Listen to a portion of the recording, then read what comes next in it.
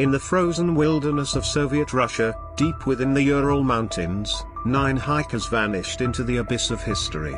It was 1959, when a group of experienced trekkers from the Ural Polytechnic Institute set out on a skiing expedition.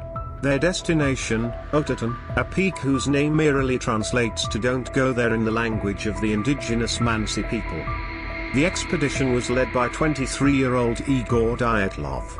With him were 8 others, fit, trained, prepared. They expected to return in 2 weeks. They never did.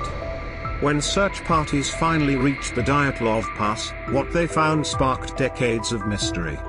The hiker's tent was discovered, ripped open from the inside, slashed as if they were escaping something not outside, but within.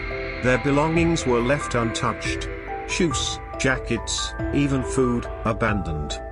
They fled into -30 degrees Celsius temperatures barefoot, half-dressed, in panic. Their bodies were found over the next few weeks, scattered, frozen, and broken. 2 were by a tree, as if trying to climb it. 3 more lay in a straight line, as if trying to crawl back.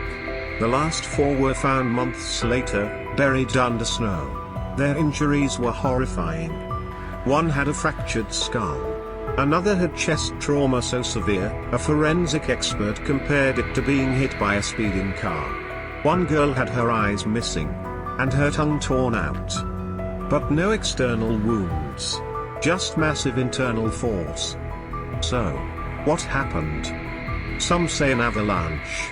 But the terrain wasn't steep enough, and the tent was still visible, barely disturbed. Others point to Soviet military experiments. Parachute mines. Missiles.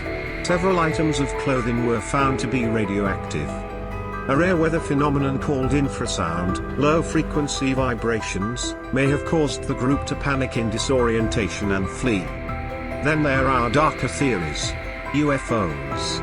Yeti attacks. Government cover-ups. Locals even claimed to see glowing orbs in the sky the night of their deaths.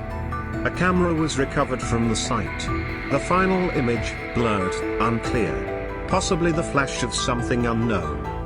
The Soviet investigation quietly ended with a vague conclusion: a compelling natural force had killed them.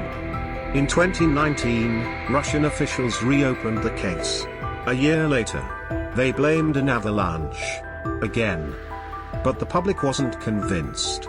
No single theory explains it all: the injuries, the behavior, the radiation, the silence. More than 60 years later, the Dyatlov Pass incident remains one of the most disturbing unsolved mysteries in modern history. A story buried in snow, silence, and secrets. Maybe the mountain never wanted them to come. Maybe it still doesn't. Some doors are meant to stay closed. This was the Dyatlov Pass Incident. Subscribe to SMEAR and step into the shadows with us.